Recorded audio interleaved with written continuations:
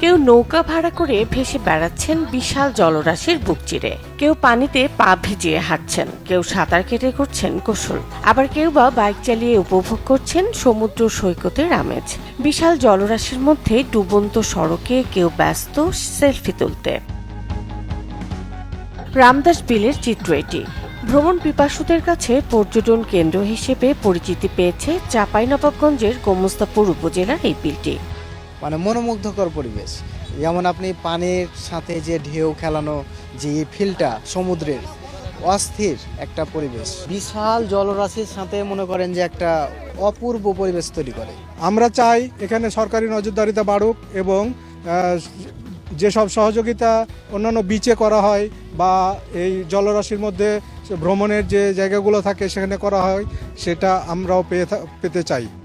জেলায় অন্য কোনো বিনোদন কেন্দ্র না থাকায় পর্যটকরা ঘুরতে আসেন এখানে। জানান এখানে এসে কক্সবাজার ভ্রমণ করতে না পারার আক্ষেপ কিছুটা হলেও মেটাতে পারছেন তারা। তাই রামদাস বিল মিনি কক্সবাজার হিসেবেই পরিচিত তাদের কাছে। এখানে ঘুরতে এসে খুবই ভালো লাগছে, পরিবেশটা একদম মনে হচ্ছে যেন কক্সবাজারে চলে এসেছে, এতটাই সুন্দর। এবং এখানে আমরা প্রায় 1 ঘন্টা মতো নৌকায় ভ্রমণ করলাম, সেই ভ্রমণটা খুবই দারুণ ছিল। সুন্দর একটা মনোমুগ্ধকর পরিবেশ, পাশে ইন্ডিয়া, দুই পাশে পানি, মিডিল দিয়ে রাস্তা, খুব সুন্দর একটা পরিবেশ। সীমান্তবর্তী জেলা হওয়ায় বিলের পাশ দিয়ে ভারতীয় সীমানা। সন্ধ্যা হলেই ভারতীয় সীমান্তে জ্বলে ওঠে ফ্লাডলাইটের আলোয় আরো অনন্য হয়ে ওঠে রামদাস বিল। অত্যন্ত আমি মুগ্ধ হয়েছি, এখানে অনেক সুন্দর পরিবেশ, ন্যাচারালি আমরা এটা ফিল করছি। তো এখানে আসার পরে আমি যেটা দেখেছি যে এখানে প্রশাসনিক কোনো নজরদারি নেই কোনো বসার সুব্যবস্থা। বিলটির প্রাকৃতিক পরিবেশ, অপার সৌন্দর্য ও বিশাল জলরাশি পর্যটকদের মুগ্ধ করলেও তাদের অভিযোগ নৌবিহার সহ দর্শনার্থীদের জন্য নেই তেমন সুযোগ সুবিধা। প্রশাসনের একটু নজরদারিতেই বিলটি হয়ে উঠতে পারে এই অঞ্চলের অন্যতম পর্যটন কেন্দ্র। এই জায়গাটুকুকে যে আরো উন্নতি করা যায়, সরকার যদি এদিকটা যদি একটু নজর দেয় তাহলে হয়তো বা আরো এই পর্যটক এলাকা হিসাবে আরো স্বীকৃতি পাবে।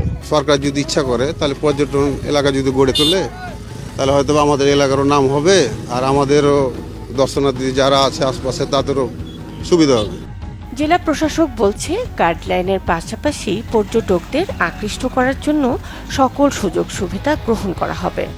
আমরা প্রাথমিকভাবে এই বিলে যাতে সহজে যাওয়া যায় এই কারণে রাস্তা প্রশস্তকরণ, আগত দর্শনার্থী বা পর্যটকদের জন্য আমরা স্থায়ী শেড নির্মাণ, এর পাশাপাশি যাতে এখানে বিলে ভ্রমণের জন্য আরও কিছু নৌকা যাতে সরবরাহ করা যায় এই বিষয়টি, এবং অনেকে সাঁতার জানে না তারপরেও তারা নৌকায় ভ্রমণ করতে চায়, তাদের নিরাপত্তার জন্য কিছু লাইভ বোট সরবরাহকরণ।